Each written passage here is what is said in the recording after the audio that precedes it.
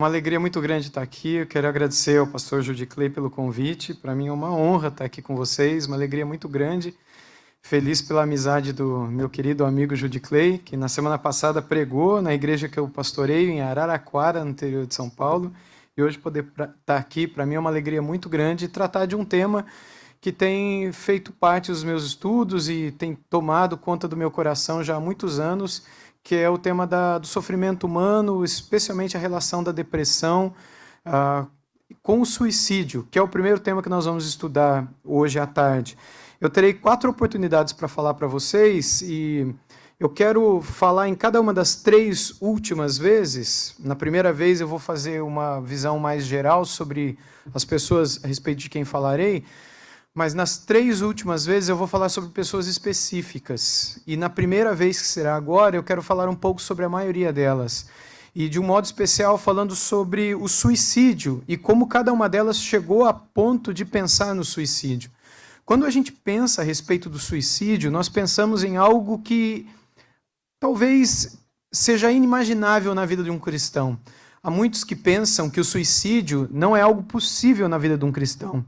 Há muitos que imaginam que o suicídio não é algo viável, não é algo imaginável na vida de um verdadeiro cristão, porque o cristão tem o Espírito Santo na vida dele. Porque o cristão, ele vence o pecado, porque o cristão ele não perde a salvação. E há quem diga que se a pessoa se suicida, ela perde a salvação, e como a salvação não se perde, um cristão não pode se suicidar.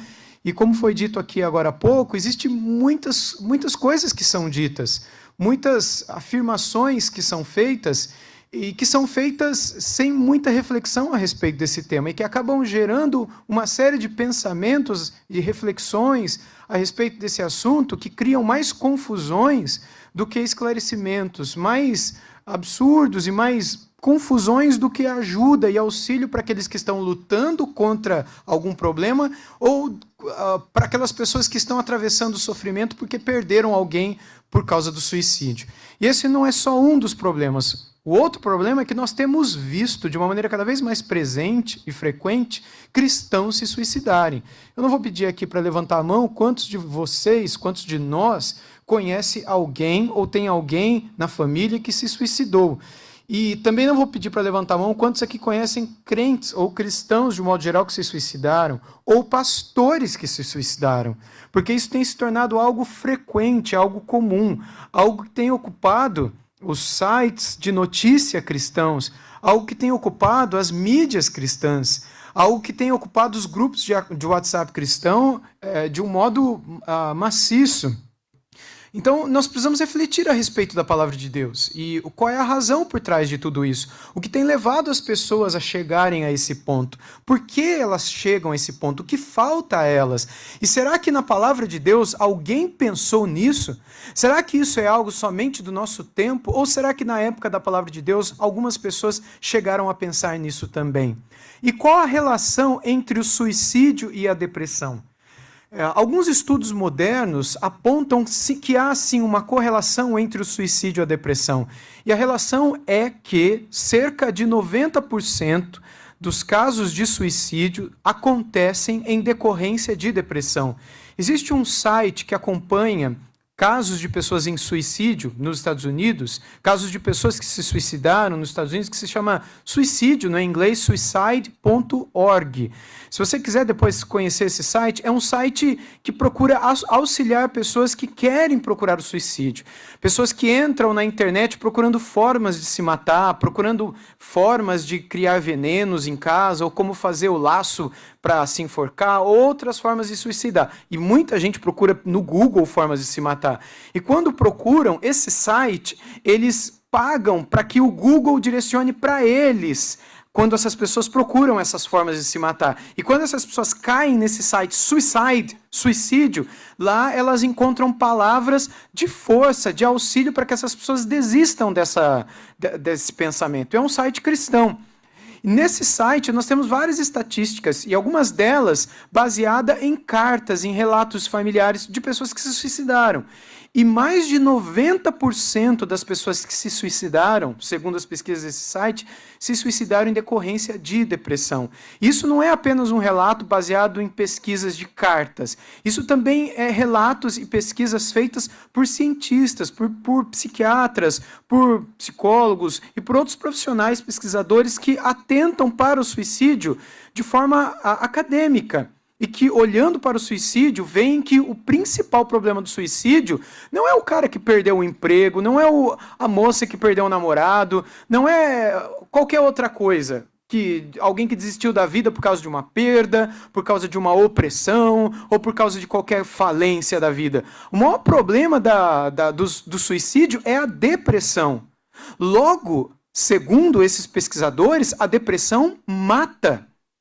E, segundo alguns dados, há inclusive um livro muito especial escrito por um cristão que se chama O Crente Tem Depressão. E foi traduzido pela editora Puritanos. Foi escrito por um professor norte-americano chamado David Murray. E nesse livro ele traz uma estatística que diz que das mortes violentas, que são catalogadas mundo afora, cerca de 15%, em linhas gerais, não é? Cerca de 15% das mortes violentas acontecem em guerras. Mortes violentas, não mortes como a pessoa que morre porque teve algum vírus. Isso não é uma morte violenta, isso é uma morte por uma doença, não é? Ou morte de velhice, ou morte de câncer, não é considerado morte violenta. O que é morte violenta? Morreu na guerra. O que é morte violenta? Morreu porque foi assaltado em casa e lá foi um latrocínio. Isso é morte violenta. Um estupro seguido de morte, isso é morte violenta. Dos casos de morte de assassinato, isso chega a 30%. Guerra, 15%. Assassinato, 30%. Suicídio decorrente de depressão, 49%. Dá para imaginar? Depressão mata mais do que assassinato e mais do que guerra. É o caso de morte, considerado como morte violenta, que mais mata no mundo. Logo, nós precisamos estar atentos a isto. Logo, nós precisamos considerar que um aconselhamento nosso, irresponsável, diante de alguém que está dando sinais, pode levar uma pessoa a dar um fim à sua própria vida. E é importante que a gente imagine que é possível que uma pessoa que fale que vai se matar, ela vai se matar mesmo. Mas a maioria das pessoas que falam que vão se matar, não se mata. A maioria das pessoas que falam que vão se matar, não se mata. Mas algumas se matam. Essa história de que a pessoa que fala que vai se matar não se mata é um mito. Algumas se matam sim, mas é uma minoria. A maioria é para chamar atenção. Mas algumas chegam às vias de fato, então tome cuidado. Agora, a maioria das pessoas, elas não contam, elas não dão pistas. E é por isso que em velórios de pessoas suicidas, muito se ouve, a pessoa não deu nenhum sinal.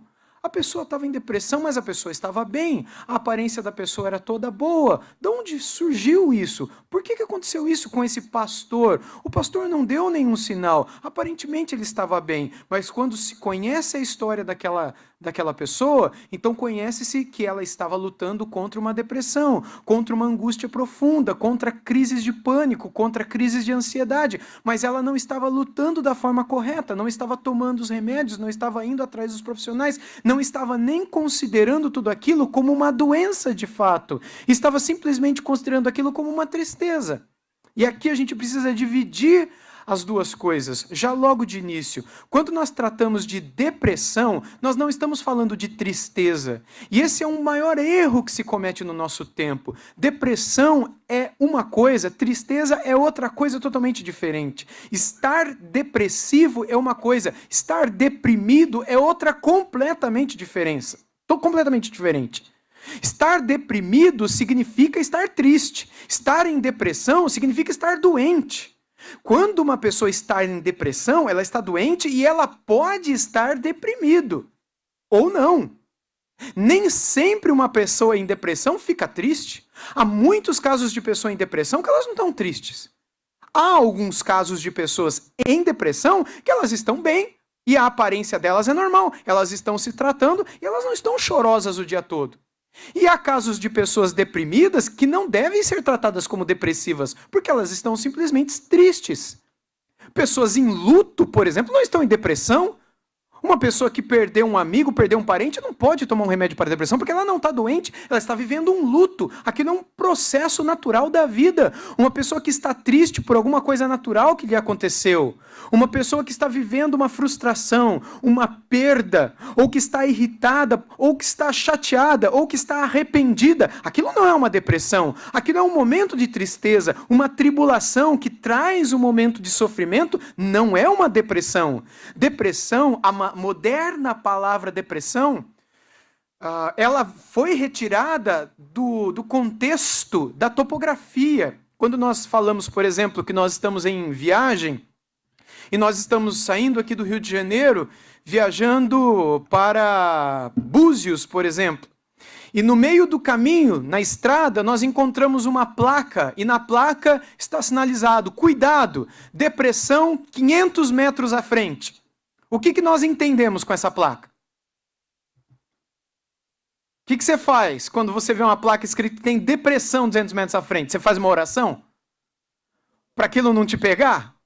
Não, o que você faz? Você reduz a velocidade porque você sabe que vai haver uma alteração na pista. Um buraco, um declive, uma alteração no terreno. E é justamente desse contexto da topografia que a moderna palavra, depressão, foi retirada para descrever a alteração na saúde de alguém. Porque embora a palavra seja moderna, os sentimentos que carregam a pessoa que passa por ela são tão antigos quanto antiga é a humanidade.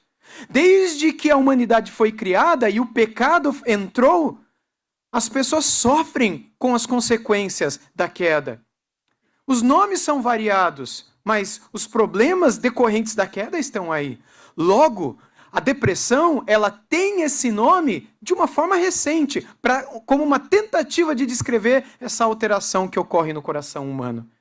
Agora, uma vez que essa alteração ocorre, isso se manifesta em algumas vezes como um sinal de desespero da vida, como um desejo de que a vida tome o seu fim, como um desejo de que eu não quero mais viver. E eu quero analisar com vocês algumas pessoas na Bíblia que chegaram a um extremo de não quererem mais viver, para que a gente trace alguns paralelos com a nossa própria vida e vejamos que é possível sim, que como cristãos nós cheguemos ao limiar do desespero do viver e consideremos a possibilidade de dar um fim à própria vida ou de pedirmos ao próprio Deus que Ele acabe com a nossa história.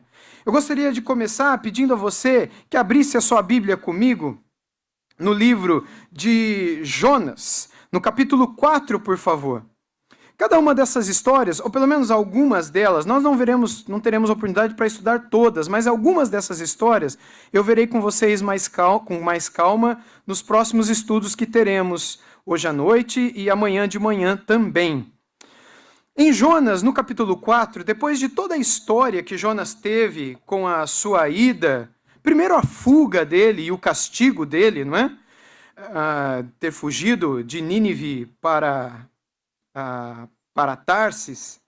Depois, então, ele vai a Nínive, prega em Nínive, toda a cidade se converte, inclusive o rei de lá.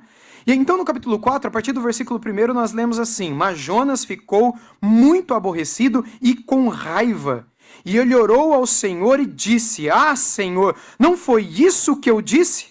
Estando ainda na minha terra, por isso eu me adiantei fugindo para Tarsis, pois sabia que tu és Deus bondoso e compassivo, tardio em irar-se e grande em misericórdia, e que mudas de ideia quanto ao mal que anunciaste. Agora, Senhor, peço que me tires a vida, porque para mim é melhor morrer do que viver. Amém. Essa foi a oração do profeta. Por que o Senhor quer me deixar vivo? Não foi isso que eu disse quando eu estava na minha terra e considerei fugir? Porque eu sabia que se eu chegasse nesta terra, se eu pregasse a essas pessoas, elas se converteriam. A salvação pertence ao Senhor. E eu sabia que o Senhor é um Deus todo compassivo, todo misericordioso. E eu sabia que o Senhor poderia conduzi-los à salvação, e o Senhor o fez, e eles se converteram, e eu não queria ver isso. Por isso, Senhor, basta, tira a minha vida agora, porque eu não quero ver isso. Para mim, melhor é morrer do que viver. O coração de Jonas estava cheio de raiva E quando o coração humano é consumido de ira, o coração humano é consumido de tristeza. Normalmente, a tristeza e a ira se confundem. Normalmente, uma pessoa irritada, ela é uma pessoa triste. E muitas vezes, uma pessoa muito triste, ela está enraivecida com alguma coisa e muitas vezes uma coisa sufoca a outra. Quando uma pessoa está muito triste, pode ser que a ira por alguma coisa esteja sufocada no coração dela e talvez ela não esteja sendo capaz de perceber o que ela está sufocando de raiva. Ela está muito triste, mas talvez ela esteja triste porque ela está sufocando alguma coisa contra o que ela está irritada. Talvez com ela mesma, talvez contra algum pecado, talvez contra alguma coisa com o que ela se frustrou, talvez com o próprio Deus, como é o caso de Jonas aqui. Jonas não estava irritado com os ninivitas, com a conversão dos ninivitas. Ele estava irritado com Deus, porque Deus foi gracioso e compassivo.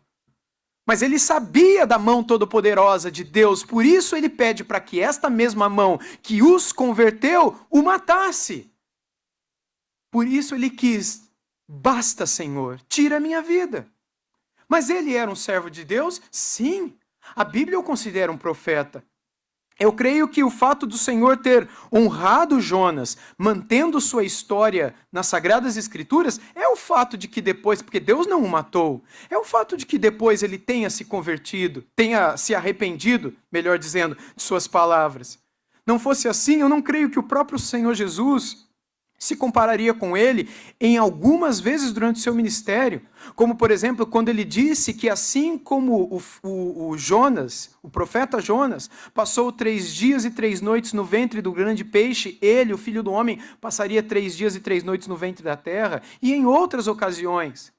Não são poucas as citações no Antigo e no Novo Testamento, alusões ao livro do profeta Jonas, um homem e uma história inspirada pelo próprio Deus.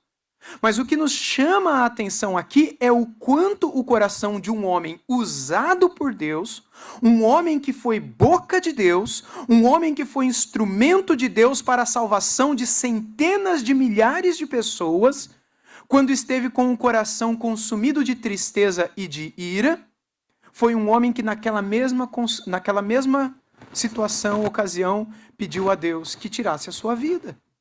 Será que você e eu, se por alguma razão na nossa história, algo vier a consumir o nosso coração de raiva, algo vier a consumir o nosso coração de tristeza, e essa tristeza estiver casada com alguma coisa que está nos deixando irado, indignado, irritado e ao mesmo tempo chateados, irritados e chateados, injustiça que foi feita contra você, alguma coisa que te irrita e ao mesmo tempo te entristece, te leva às lágrimas e você chora, e muitas vezes você chora de tristeza e de raiva. Isso, apesar de você ser um homem ou uma mulher de Deus, muitas vezes pode te levar a ter pensamentos de basta. Para que eu vou continuar a viver, Senhor? Para que o Senhor continua a me deixar vivo?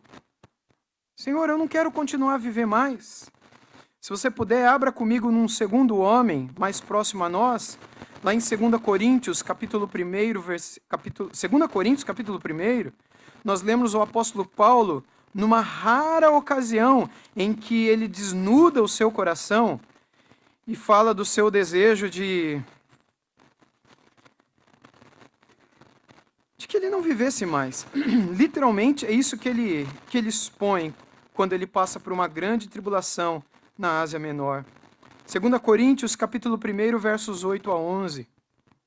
2 Coríntios, capítulo 1, versos 8 a 11, onde lemos assim: porque não queremos, irmãos, que vocês fiquem sem saber que tipo de tribulação nos sobreveio na província da Ásia.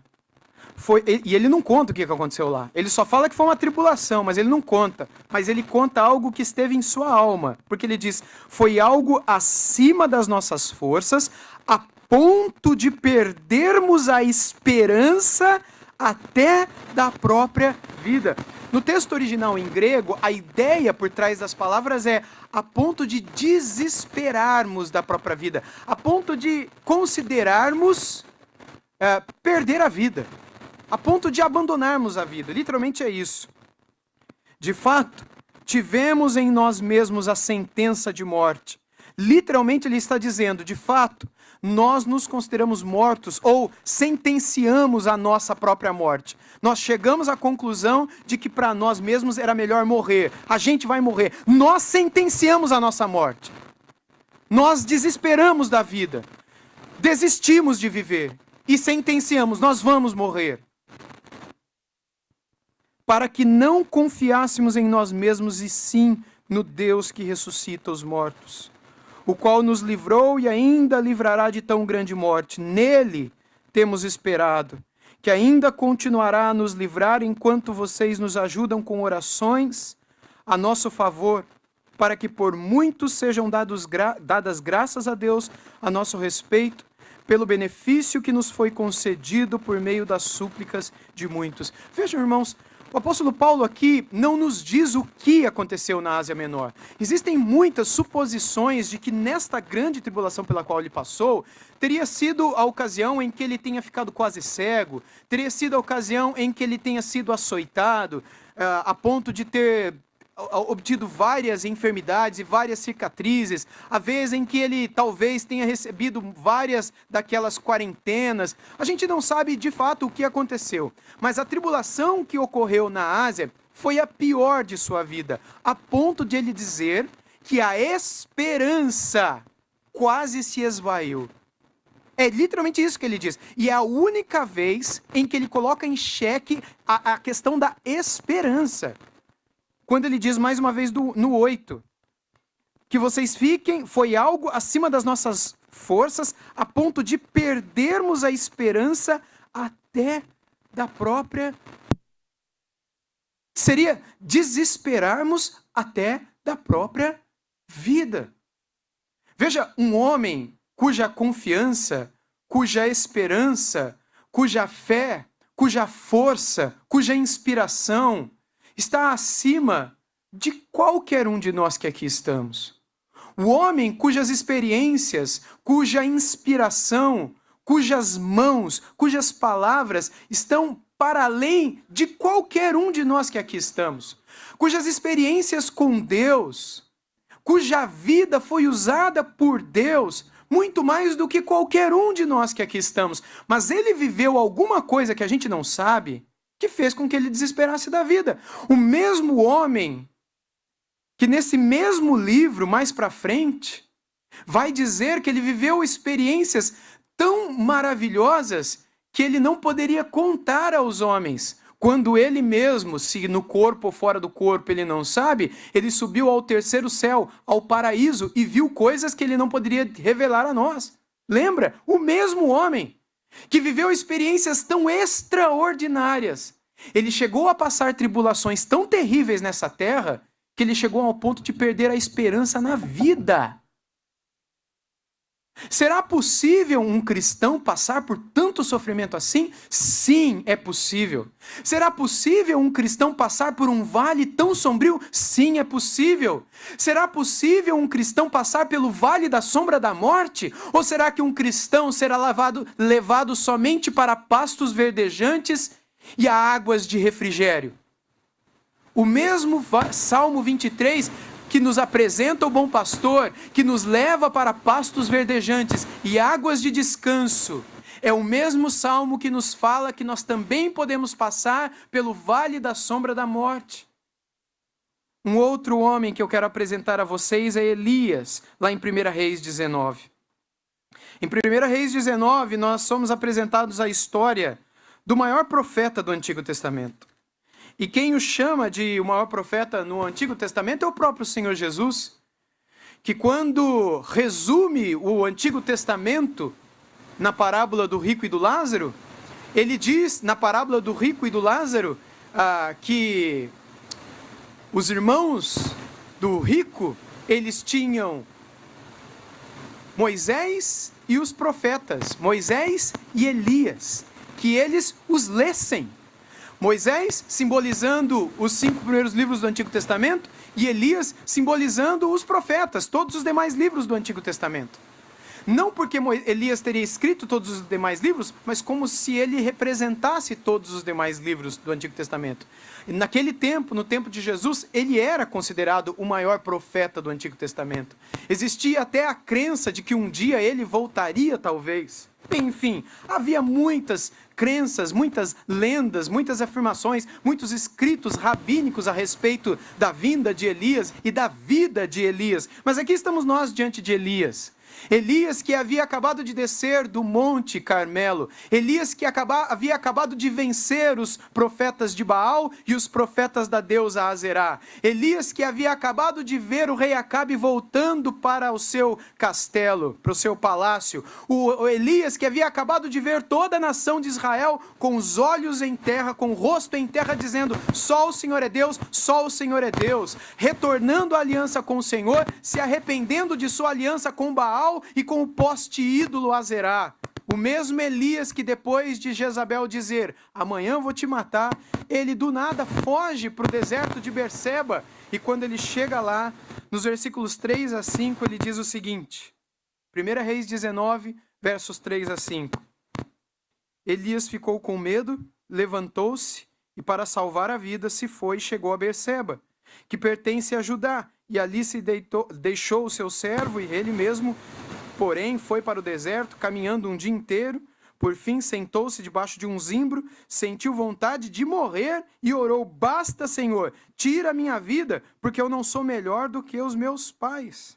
Deitou-se e dormiu debaixo de um zimbro. Até aqui. Amanhã nós leremos praticamente 3 capítulos vendo toda a história de Elias, desde o começo do seu ministério até praticamente o fim da sua vida.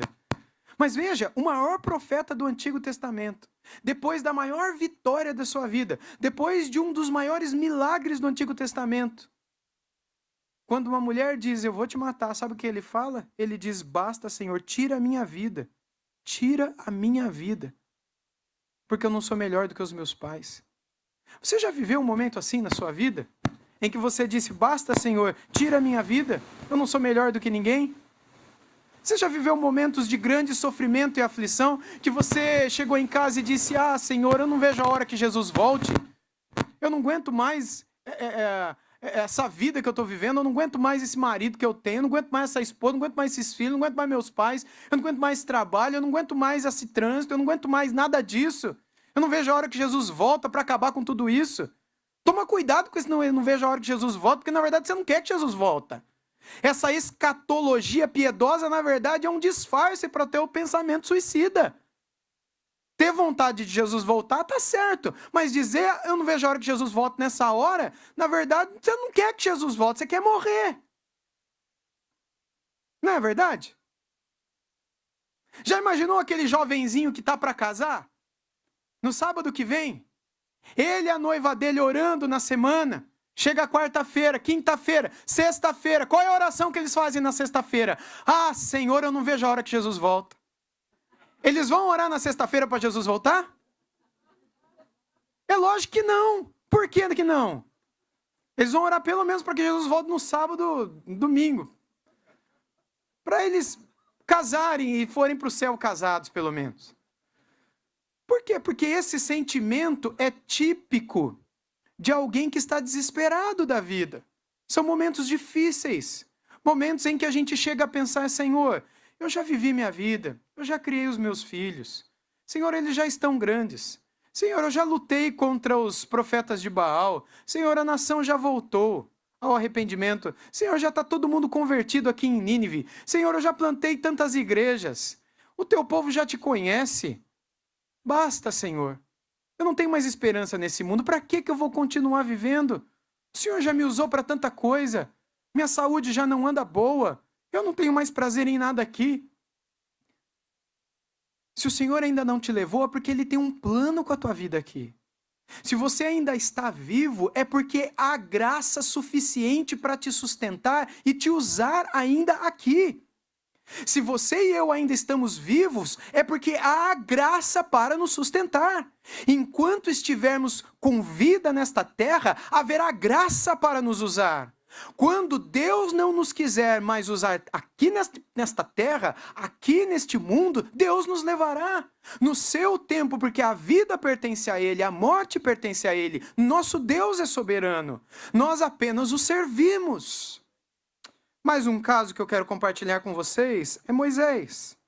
Abra comigo em Números, por favor, Números capítulo 11. Quero só ler um trechinho de uma oração muito famosa, porque a história toda nós leremos hoje ainda depois do intervalo. Números 11, verso 14 e 15, onde Moisés leu assim. Números 11, 14 e 15.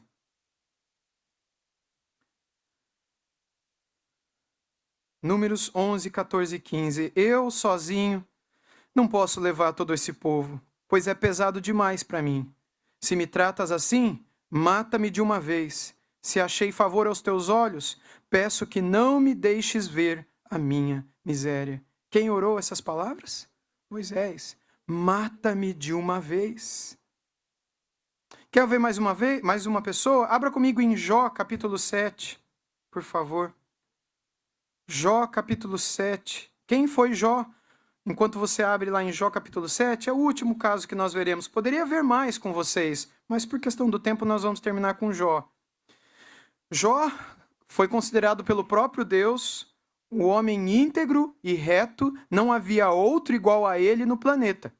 Jó disse isso para todos os anjos na presença do próprio Satanás.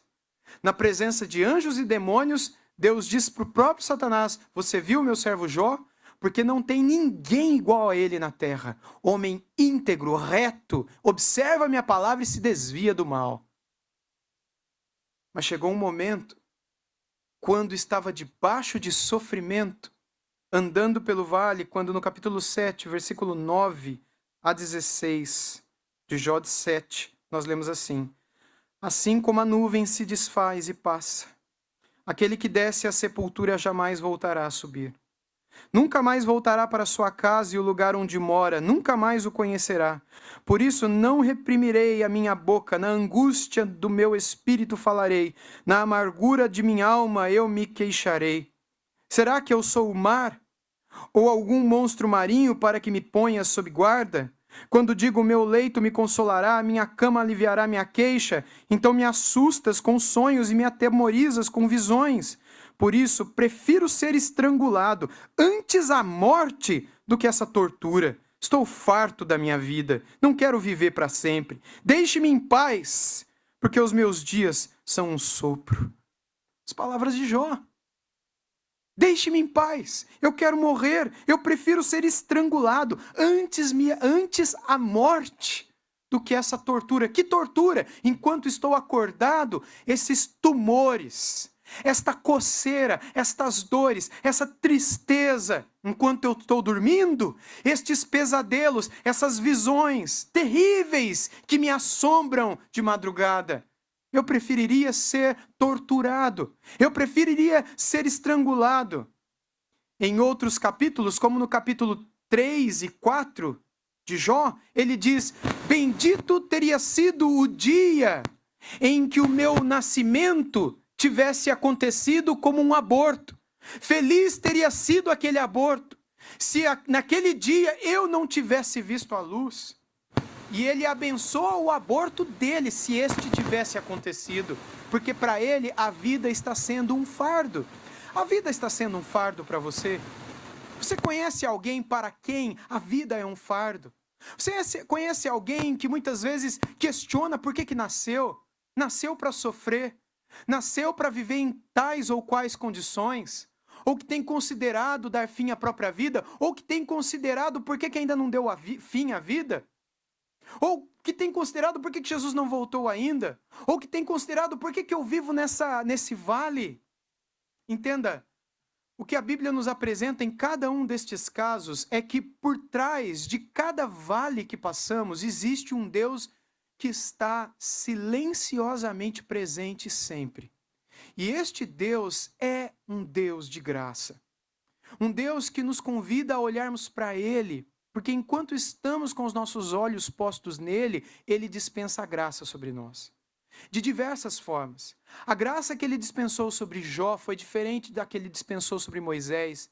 que foi diferente da que ele dispensou sobre Paulo, que foi diferente da que ele dispensou sobre Jonas, que foi diferente da que ele dispensou sobre Elias, que foi diferente da que ele dispensou sobre Davi, da que ele dispensou sobre Asaf, da que ele dispensou sobre tantos outros. A graça que ele dispensou sobre a minha vida vai ser diferente de como ele dispensará sobre a tua, porque ele cuida de cada um de nós, como nós cuidamos dos nossos filhos, de cada um, de um modo particular e pessoal e especial. Deus não nos trata como gado, como boiada, como rebanho. Ele nos trata como pessoas. E muitas vezes ele nos trata silenciosamente, mas ele trata. E no final, ele sempre nos tira do vale e nos leva para assentarmos à sua mesa. Lembra que o Salmo diz: ainda que eu passar pelo vale da sombra da morte, não temeria mal algum, porque tu estás comigo, e a tua vara e o teu cajado me consolam. E o Salmo continua até que ele termina numa mesa. Lembra? Onde ele derrama sobre ele e o seu cálice transborda. O teu fim não é no vale, é numa mesa com o teu cálice transbordando. Muitas vezes nós achamos que o nosso fim é naquele buraco. Mas o buraco é o lugar pelo qual passamos e não o lugar onde nós terminamos.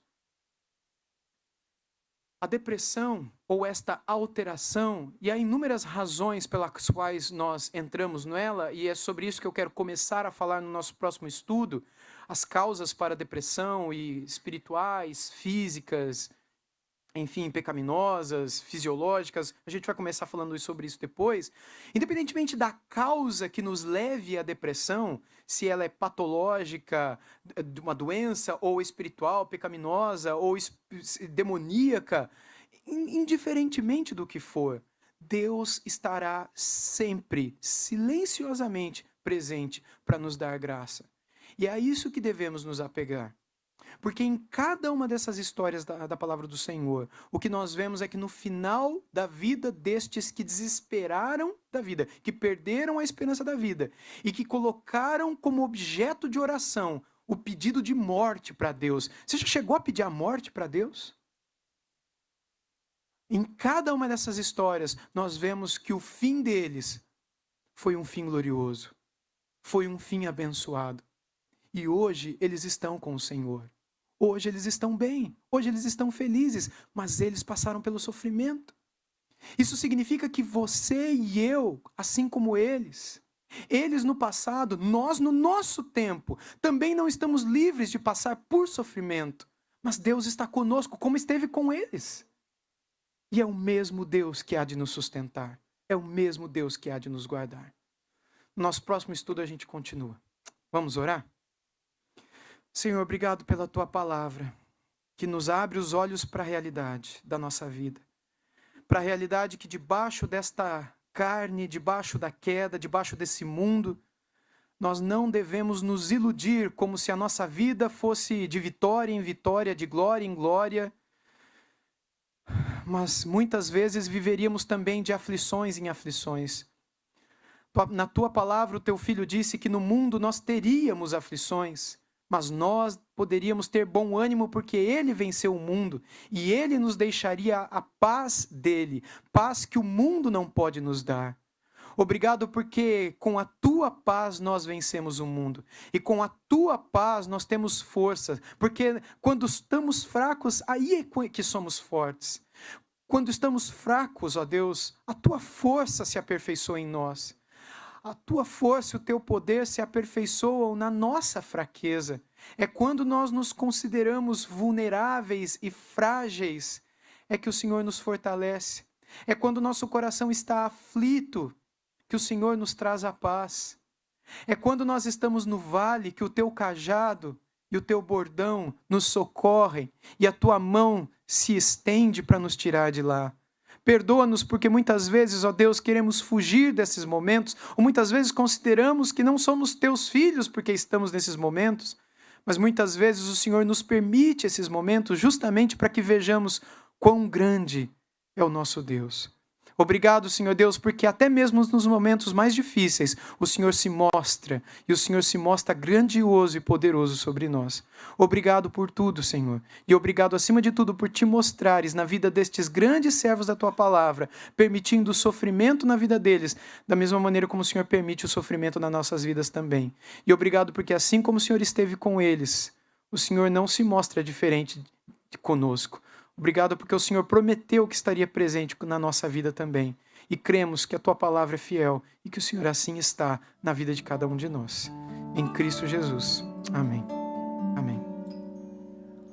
Por tudo que tens feito, por tudo que vais fazer, por tuas promessas e tudo que és, eu quero te agradecer com todo o meu ser.